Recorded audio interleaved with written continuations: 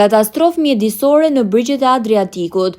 Ky fenomen ndër të tjera më së shumti ka prekur plazhet në të dy krahët e grupderdhjes së lumit Shkumbin. Plazhet e Divjakës dhe Vil Boshtovës në bashkinë e Rrogozhinës janë të mbushur me mbetje plastike, metalike dhe bimore. Gjithësasia tepër e madhe e këtyre mbetjeve ka qenë mbartur prej vitesh përgjatë rrjedhës së prenjve dhe vet lumit Shkumbin, nga prenja si Librazhdi, Elbasani, Cerriku, Peqini e Rrogozhina. Peshkatarët që kanë vite që frekuentojnë grupderdhjen e Shkumbinit për gjueti, shprehen se këtë sasi kaq të madhe mbetjesh nuk e kanë parë prej dekadash. Kam kohë unë që vi këtu, kam 20 vjet poje që gjuj gjithmonë.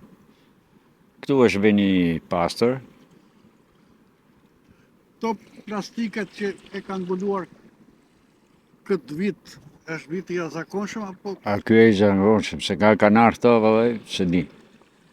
Ky është viti s'ka pas plastike këtu. Kjo ka qenë rënë e gjithë.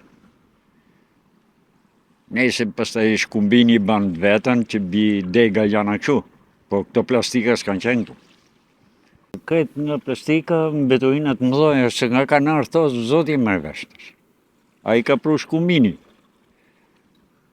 A kanë ardhur me dedja ne, zoti e merr vesh se nga kanë ardhur. E njëjta situatë alarmante është dhe në plazhin e Divjakës, nga grupderdhja e Shkumbinit deri në afërsitë të grupderdhjes së Semanit, ku përveç mbetjeve plastike ka një depozitim prej 1.5 metrash leshterikësh dhe mbetje drusore.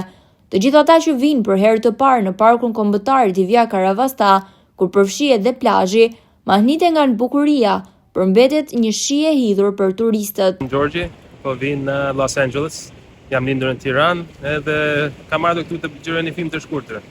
Edhe shera parë në Divjak, shumë vend i bukur. Kjo është, si thujmë neve, National Park. Ka edhe plazh këtu edhe me bori parasysh ka shumë plastik. Edhe të vinë turistat këtu do ishte mirë t'i pastrojnë këta plastiket, se tani e bon do të Shqipëria, nuk është një gjë që nuk e bon. Kam qef të duket kjo plazhi shumë e bukur, të vinë më shumë njerëz, mos ta quajnë si plazh me plastik. Duhet të jetë hapur, edhe kafshët ku vinë, kafshët ngecen në plastik, edhe unë jam një njeri ku kam shumë qef t'i pastroj gjërat.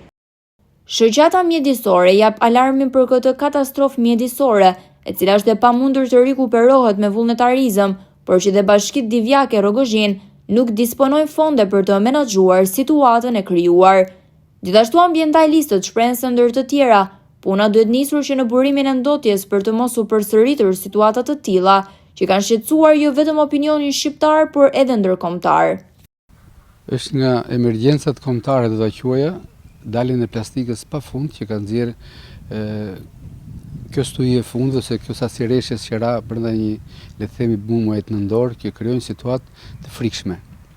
Ju e përmendat Shkumbinin, po kjo ndodh edhe me gjithë lumenjtë e tjerë, por Shkumbini është një lumenj që përgjatë gjithë gjatësisë që përmendat ju nga prenjasi, ka një fluks të madh jo vetëm lokalesh, bare, restorante, por edhe ka një popullat shumë të madhe, sepse kemi 2 qendra të mëdha, Librazhdin dhe Elbasanin, të cilat tradicionalisht, kurse dhe është bërë problem nëpër media, kanë përdorur si vend depozitime shtratet e vjetër të lumenjve.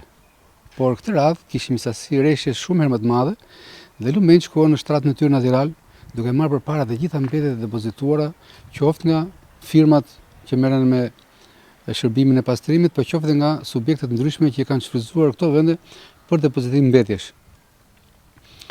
Është emergjencë edhe theksoj që duhet të merret një masë e koordinuar, po kryesisht në radhë parë me edukimin dhe ndërgjegjësimin e gjithë atyre që ushtrojnë aktivitete të përdorin këto vende për të hedhur mbetjet, sepse duhet filluar urgjentisht klasifikimi i mbetjeve që në burim. Por përpara se të shkojmë te ky fushat që kërkon një organizim dhe marrje masash nga shumë aktor dhe faktor, së pari duhet fillojmë me edukimin dhe ndërgjegjësimin e të gjithë atyre që në aktivitetin e tyre të përditshëm përdorin plastikën.